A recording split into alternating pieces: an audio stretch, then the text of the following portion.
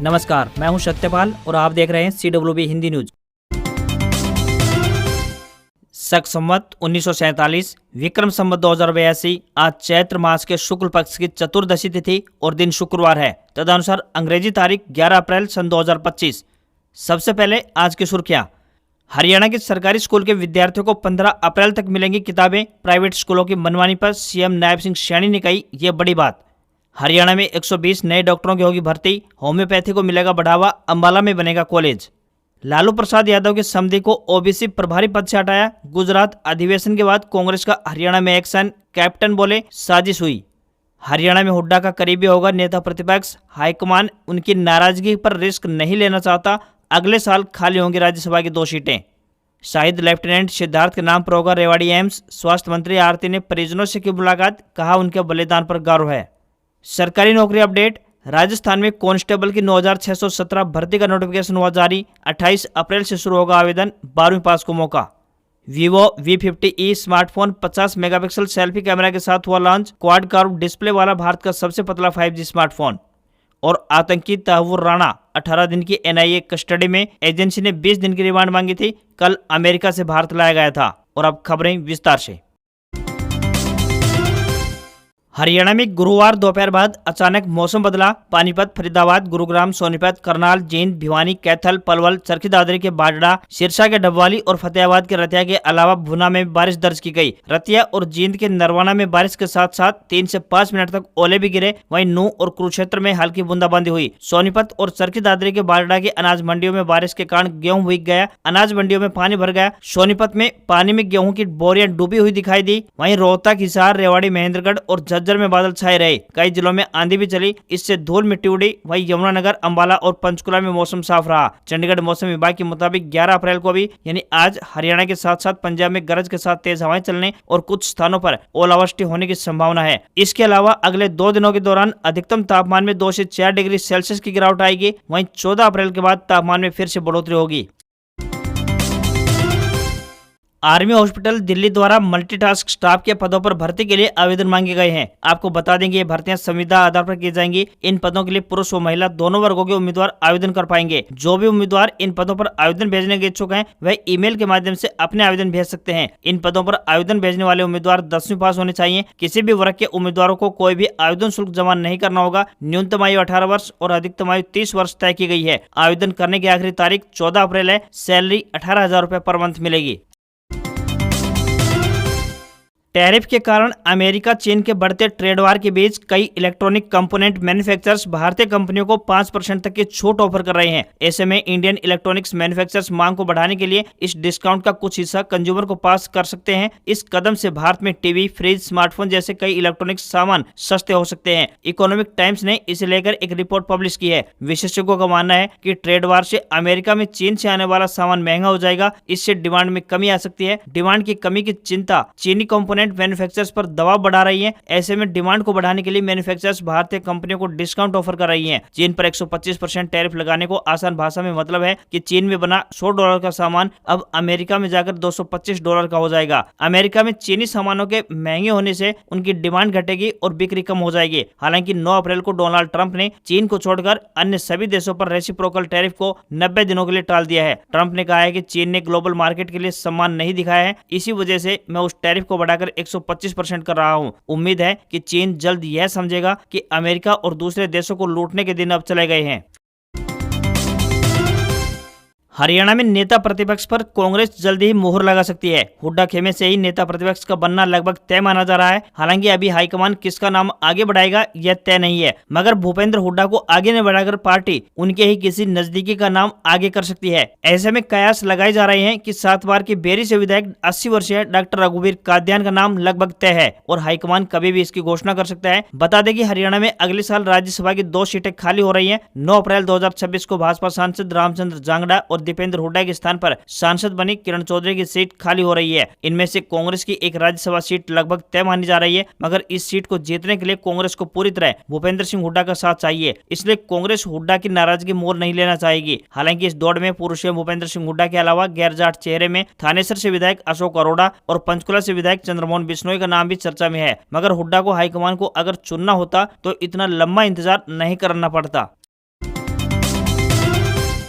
हरियाणा के रेवाड़ी में बन रही एम्स का नामकरण शहीद फ्लाइट लेफ्टिनेंट सिद्धार्थ यादव के नाम पर किया जाएगा। ये बात हरियाणा सरकार के स्वास्थ्य मंत्री आरती सिंह राव ने कही। वे वीरवार को शहीद के सेक्टर 18 स्थित निवास पर शोक जताने के लिए पहुंची थी। रेवाड़ी में शहीद फ्लाइट लेफ्टिनेंट सिद्धार्थ यादव के घर परिजनों को सांत्वना देने पहुंची स्वास्थ्य मंत्री आरती सिंह राव ने कहा कि सिद्धार्थ अंतिम दम तक एक असली फाइटर की तरह लड़ा। एक गाँव को बचाकर उसने बहादुरी का परिचय दिया है। जिस प्रकार से अपने एक साथी पायलट को बचाया वो दिखाता है कि खुद को आगे रखने सिद्धार्थ के अंदर थी। आरती सिंह राव ने कहा कि वे पूरा प्रयास करेंगे कि रेवाड़ी में बन रहे एम्स का नामकरण शहीद फ्लाइट लेफ्टिनेंट सिद्धार्थ यादव के नाम पर करवाया जाए। आरती राव ने कहा कि उन्हें सिद्धार्थ यादव के बलिदान पर गर्व है। लेफ्टिनेंट सिद्धार्थ यादव के घर वीरवार को दोपहर में केंद्रीय राज्य मंत्री राव इंद्रजीत सिंह भी पहुंचे। केंद्रीय राज्य मंत्री राव इंद्रजीत सिंह से करीब 2 घंटे पहले ही उनकी बेटी और हरियाणा की स्वास्थ्य मंत्री आरती सिंह राव भी शहीद के घर पहुंची थी। उन्होंने कहा था कि वे एम्स के नामकरण को लेकर पूरा प्रयास करेंगे, लेकिन केंद्रीय मंत्री ने इसे मुश्किल बताया है। शहीद फ्लाइट लेफ्टिनेंट सिद्धार्थ यादव के घर परिजनों को सांत्वना देने पहुंचे केंद्रीय राज्य मंत्री राव इंद्रजीत सिंह ने कहा कि लड़का बहादुर था, छोटी सी उम्र में ही देश के लिए अपना बलिदान दे दिया। अभी तो शहीद के दादा भी जीवित हैं,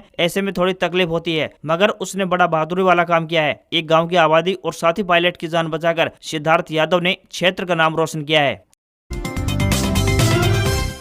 हरियाणा के सरकारी स्कूलों में पढ़ने वाले विद्यार्थियों को 15 अप्रैल तक सभी पुस्तकें दे दी जाएंगी। मुख्यमंत्री नायब सिंह सैनी द्वारा शिक्षा विभाग के अधिकारियों के साथ संपन्न हुई बैठक में जानकारी दी गई कि अब प्राइवेट स्कूलों में पढ़ने वाले विद्यार्थियों को किसी भी एक बुक शॉप से किताबें खरीदने के लिए मजबूर नहीं किया जा सकेगा। बैठक में मौजूद शिक्षा मंत्री महिपाल डांडा ने बताया कि राष्ट्रीय शिक्षा नीति को लागू करने को लेकर स्कूल, तकनीकी और उच्च शिक्षा विभाग के अधिकारियों के साथ साथ विस्तार से चर्चा हुई है। इस दौरान मुख्यमंत्री द्वारा अधिकारियों को वित्त वर्ष 2025-26 के बजट भाषण में आई विषयों को चिन्हित कर उन पर तेजी से काम करने व उन्हें शुरू करने के निर्देश जारी किए गए हैं। उन्होंने कहा कि जहां तक प्राइवेट स्कूलों की मनमानी की बात है, हमने आदेश जारी किए हैं कि जो लोग बाजार खोलकर बैठे हैं उन पर सख्त कार्रवाई होगी। यह बर्दाश्त से बाहर है। बच्चों को किताबें पढ़नी है, चाहे वह राम की दुकान से खरीदी हो या फिर श्याम की दुकान से। साथ ही वर्दियों को लेकर भी मनमानी की खबरें आ रही है। स्कूल अपनी चीजों को व्यवस्थित करें, नहीं तो विभाग द्वारा कड़ी कार्रवाई अमल में लाई जाएगी। वहीं प्रदेश के जिन सरकारी स्कूलों में मूलभूत सुविधाओं की कमी है, उन्हें जल्द से जल्द पूरा किया जाएगा।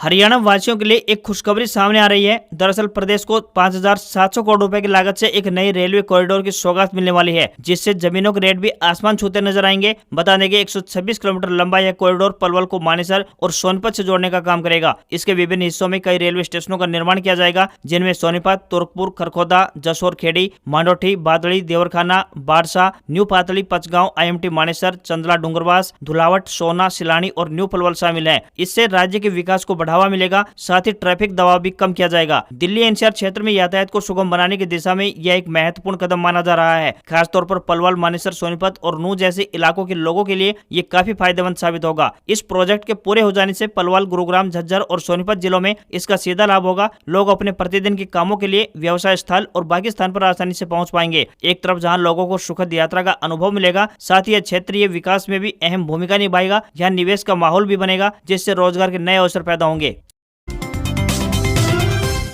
हरियाणा में होम्योपैथिक चिकित्सा को नई ऊंचाइयों पर ले जाने की तैयारी है। विश्व होम्योपैथिक दिवस पर पंचकुला में आयोजित कार्यक्रम में आयुष विभाग के महानिदेशक संजीव वर्मा ने कई महत्वपूर्ण घोषणाएं की। राजकीय मॉडल संस्कृति प्राइमरी स्कूल सेक्टर 20 में आयोजित कार्यक्रम में वर्मा ने बताया कि होम्योपैथी की 250 वर्ष पुरानी चिकित्सा पद्धति आज जनमानस में विशेष स्थान रखती है। हरियाणा सरकार ने होम्योपैथिक चिकित्सकों के 120 नए पद मंजूर किए हैं। इनकी भर्ती जल्द की जाएगी। वहीं अंबाला के चांदपुरा में एक नया होम्योपैथिक कॉलेज बनेगा। इस परियोजना के लिए सरकार ने 55,85,000 रुपए की मंजूरी प्रदान की है। कॉलेज का निर्माण वित्त वर्ष 2025-26 में पूरा कर लिया जाएगा। विश्व होम्योपैथिक दिवस पर प्रदेश के सभी जिलों में निःशुल्क चिकित्सा शिविर लगाए गए। यह आयोजन होम्योपैथिक के जनक डॉक्टर सैमुअल हैनीमैन की जयंती पर किया गया। महानिदेशक ने सभी होम्योपैथिक चिकित्सकों से निष्ठा और सेवा भाव से काम करने की अपील की है।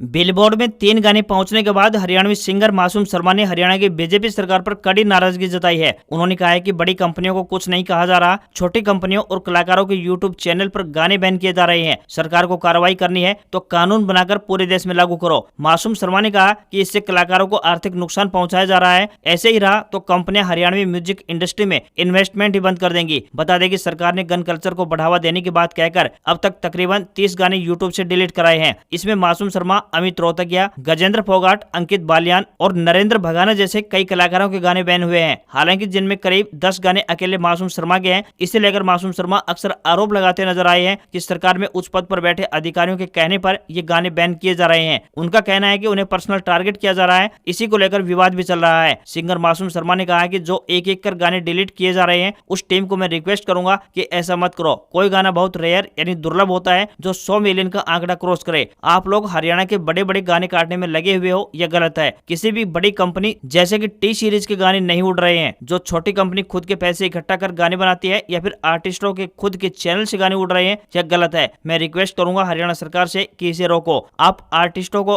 आर्थिक रूप से नुकसान पहुंचा रहे हो।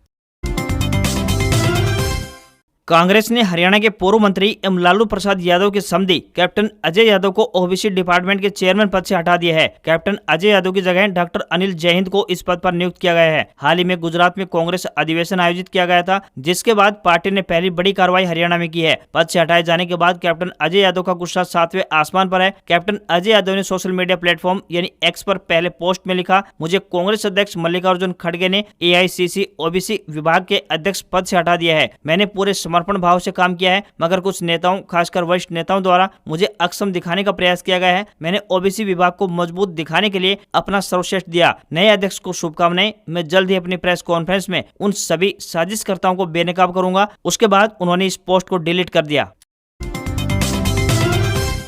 राजस्थान पुलिस में कांस्टेबल के 9000 से अधिक पदों पर भर्ती का एक नोटिफिकेशन जारी किया गया है। इस भर्ती के लिए आवेदन की शुरुआत 28 अप्रैल 2025 से होने जा रही है। आवेदन शुरू होने के बाद उम्मीदवार ऑफिशियल वेबसाइट police.rajasthan.gov.in पर जाकर अप्लाई कर पाएंगे। एजुकेशनल क्वालिफिकेशन की बात करें तो किसी भी मान्यता प्राप्त बोर्ड से 12वीं पास होनी चाहिए। पुरुषों की हाइट 168 सेंटीमीटर और महिलाओं की हाइट 152 सेंटीमीटर होनी चाहिए। पुरुषों को 25 मिनट में 5 किलोमीटर और महिलाओं को 35 मिनट में 5 किलोमीटर दौड़ना होगा। फीस की बात करें तो सामान्य व क्रीमी लेयर के पिछड़े वर्ग, अति पिछड़ा वर्ग, राजस्थान से बाहर के आवेदक 600 रुपए लगेंगे। वहीं राजस्थान के नॉन क्रीमी लेयर के पिछड़ा वर्ग, अति पिछड़ा वर्ग और आर्थिक रूप से कमजोर SC व ST कैंडिडेट के लिए 400 रुपए देने होंगे। ऑफिशियल वेबसाइट police.rajasthan.gov.in पर जाकर अप्लाई कर पाएंगे।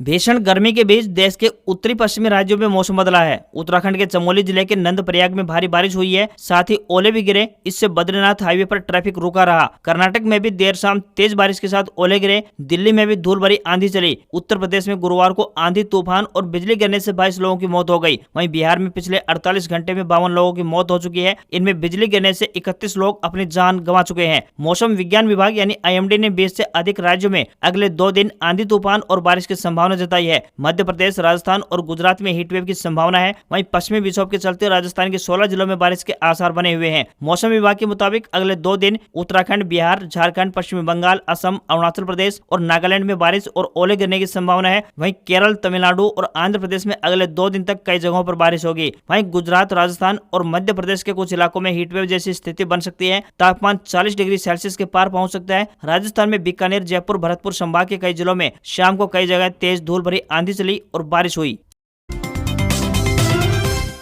2008 मुंबई आतंकी हमले के मास्टरमाइंड तहव्वुर राणा की दिल्ली को पटियाला हाउस कोर्ट ने 18 दिन की NIA कस्टडी में भेजा है। एजेंसी ने कोर्ट से 20 दिन की रिमांड मांगी थी। स्पेशल NIA जज चंद्रजीत सिंह ने बंद कमरे में मामले की सुनवाई की और गुरुवार देर रात 2 बजे फैसला सुनाया। 64 साल के तहव्वुर राणा को कल अमेरिका से भारत लाया गया था। गुरुवार शाम करीब 6:30 बजे राणा को लेकर अमेरिकी गल्फ स्ट्रीम जीप 550 विमान दिल्ली के पालम टेक्निकल एयरपोर्ट पर लैंड हुआ था, जहां उसका मेडिकल चेकअप हुआ। उसके बाद सीधे NIA हेडक्वार्टर ले जाया गया। रात करीब 10:30 बजे दिल्ली के पटियाला हाउस कोर्ट में पेश किया गया। जज ने बंद कमरे में सुनवाई की। भारत पहुंचने के बाद राणा की पहली तस्वीर भी सामने आई, जिसमें नेशनल इन्वेस्टिगेशन एजेंसी यानी NIA के अधिकारी उसे पकड़े हुए नजर आए। राणा को दिल्ली के तिहाड़ जेल में हाई सिक्योरिटी वार्ड में रखा जाएगा। 64 साल का तहव्वुर राणा पाकिस्तानी मूल का कनाडाई नागरिक है। राणा पाकिस्तानी सेना में डॉक्टर के तौर पर काम करता था। इसके बाद वह 1997 में कनाडा चला गया और वहां इमिग्रेशन सर्विसेज देने वाले बिजनेसमैन के तौर पर काम शुरू किया। कनाडा से वह अमेरिका पहुंचा और शिकागो सहित कई लोकेशंस पर फर्स्ट वर्ल्ड इमिग्रेशन सर्विसेज नाम से कंसल्टेंसी फर्म खोली। वहीं अमेरिकी कोर्ट के दस्तावेजों के मुताबिक राणा कई बार कनाडा, पाकिस्तान, जर्मनी और इंग्लैंड भी गया था। वह लगभग 7 भाषाएं बोल सकता है।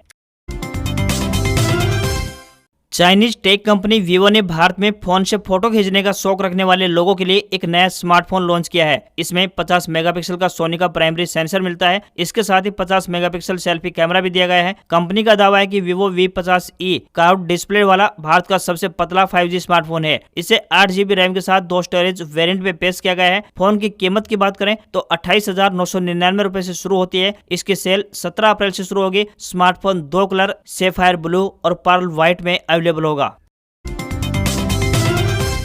सोने चांदी के दाम में बढ़त देखने को मिली। 10 ग्राम 24 कैरेट सोने का दाम 1611 रुपए बढ़कर 90,161 रुपए पर पहुंच गया है। इससे पहले 10 ग्राम सोने की कीमत 88,550 रुपए थी। वहीं 1 किलोग्राम चांदी की कीमत 306 रुपए बढ़कर 90,669 रुपए प्रति किलोग्राम पहुंच गई है। इससे पहले चांदी का भाव 90,363 रुपए प्रति किलो था। दिल्ली में 10 ग्राम 22 कैरेट सोने की कीमत 83,050 रुपए और 10 ग्राम के ही 24 कैरेट सोने की कीमत 90,590 रुपए है। इस साल यानी 1 जनवरी से अब तक 10 ग्राम 24 कैरेट सोने का दाम 76,162 रुपए से 13,999 रुपए तकरीबन 18% बढ़कर 90,161 रुपए पर पहुंचा है। वहीं चांदी का भाव भी 86,017 रुपए प्रति किलो से 4,652 रुपए यानी तकरीबन 5% बढ़कर 90,669 रुपए पर पहुंच गया है। आज खबरों में बस इतना ही। देखते रहिए आपको अपना हरियाणा का सबसे बेहतरीन news channel CWB Hindi news. नमस्कार। इसी आशा के साथ आपका दिन शुभ रहे।